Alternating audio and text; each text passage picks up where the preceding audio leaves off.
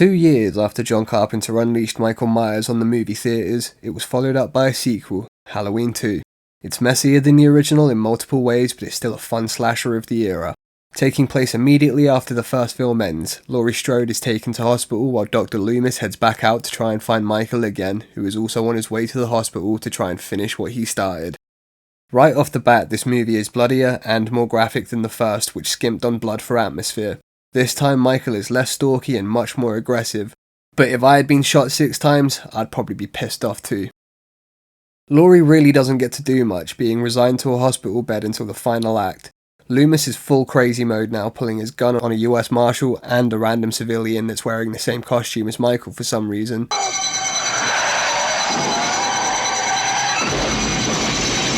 And what the hell was that cop doing in that car? He came out of nowhere. I couldn't stop. He came out of nowhere? What about the truck he ploughed into?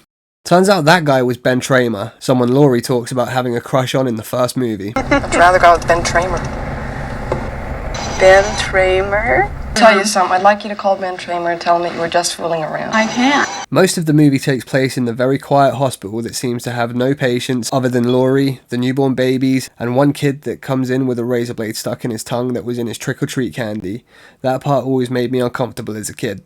Michael walks around the hospital looking for Laurie and killing most of the staff that work there in various different ways. He's leveled up from just using a knife or strangling his victims. Now he uses a hammer, boiling water, syringes, and the scalpel just to show off how strong he is. This is what slashers became after Halloween. More blood, much higher body counts, and more different and creative ways to achieve it. It's not a bad thing in my opinion, but it becomes more fun than creepy. The side characters don't really do much other than add to the kill count. Another thing I don't exactly hate, but I'd rather like the characters over feeling indifferent to them. I don't necessarily want them to die in this movie, but it would be nice to feel something more than, oh, it's that guy, when they get killed. The only new character that I could call a main character of the movie is a paramedic that knows Laurie personally, but he gets killed off screen, which should be a crime for main characters in a horror movie, but then I suppose he does die on screen, which counts for something, I guess.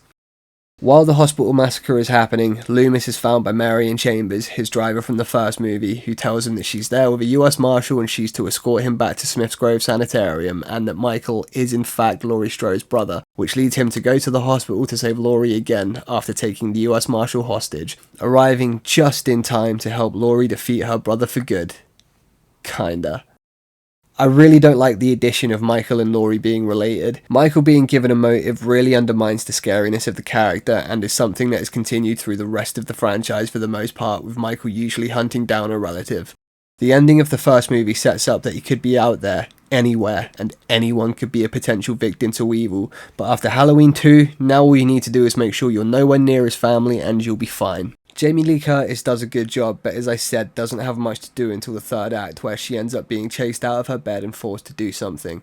But Donald Pleasence picks up the slack by being great. Loomis is dealing with the shame of not being able to stop Michael, and after coming face to face with some of the victims, he's real frustrated and determined to put an end to the shape of evil once and for all. When he joins up with Laurie, they tag team him a little, with Laurie shooting both of his eyes out before Loomis blows him up along with himself and an entire section of the hospital, ending Michael's rampage forever.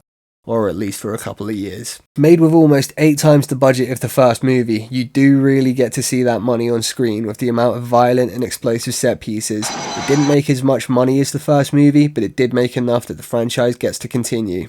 Carpenter wrote this movie alongside Deborah Hill, but he didn't want to direct, handing the reins to Rick Rosenthal, who, other than one of the worst Halloween sequels, didn't really direct much that I've seen outside of TV. Carpenter returns for the soundtrack too, which is a more synth-heavy version of the first with a faster tempo, which I really love. Dean Cundey also returns, giving the movie the same look and feel as the first despite the less stalky, more violent nature of the more abundant kill sequences. I really like the shots of the security monitors as Michael slowly walks around the halls hunting for his sister. Overall, I do really enjoy this movie. It's not as groundbreaking or terrifying as the original, but it is a solid follow-up that embraces the evolving slasher formula of the 80s. The tension might take a backseat to blood and body count, but it still delivers plenty of atmosphere and creepy moments, especially thanks to Dean Cundey's cinematography and that eerie score from Carpenter. Halloween 2 may mark the point where Michael Myers became less of a shadow and more of a monster, but it's a bloody good time all the same.